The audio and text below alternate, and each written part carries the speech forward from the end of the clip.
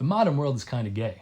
Secularism, moral relativism, materialism, all these different isms that infest our society has created a culture that is outright hostile to our beliefs. Beliefs that are not only true, but have been the foundation of the creation and sustainability of Western civilization for over 2,000 years. And this hostility can make it easy for Christians to feel disillusioned and even tempted to abandon hope. But as Catholics, we are called to hold fast to a different vision centered on Christ, our commitment to living out his love, and our willingness to stand firm in our beliefs in the face of adversity and persecution. But we always have to remember that we are never alone. Christ is with us, and every moment belongs to him.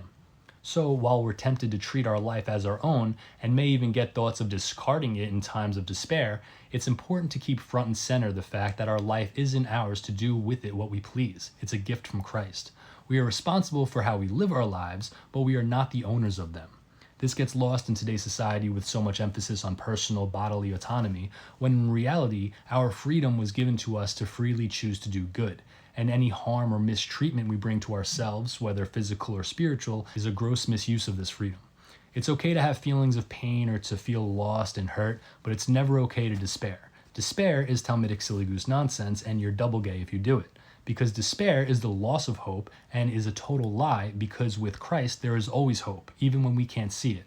And that's why suicide is a tragic rejection of hope and therefore Christ. It's giving up when Christ is telling you to hold on, to trust in him to carry you through the storm. And hope doesn't mean life becomes easy. It means that we trust that God has a greater plan, that even through confusion and pain and suffering, it all somehow fits into his divine will. When you really start to get those feelings of hopelessness, it's important to think of the saints who were martyred over their faith. These people were oppressed, tortured, and brutally murdered for refusing to give up their faith in Jesus Christ, but they stood strong and accepted whatever consequences they were given because they knew the joy and peace of Christ was far beyond anything this world could give or take away. That's why no matter how we're feeling, we must always stand firm in our faith and act with love. And there's a misconception that Christianity is a pacifist religion, but that couldn't be further from the truth. But it's also not cruel. Acting with love and standing for our faith means knowing how to discern how we approach things, whether with gentleness or firmness. Christ told us to love our enemies, but he also stood up against hypocrisy and injustice, and we're called to do that too.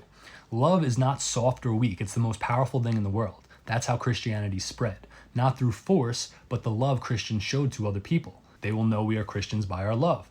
And the best way to spread that love is by truly living your faith to the best of your ability, trust in Christ, and act in charity and kindness. So stand firm in your beliefs, trust in Christ, and never despair. Because no matter what you're called to do in life, regardless of how insignificant it may seem, God created you for a purpose and you are infinitely important to him.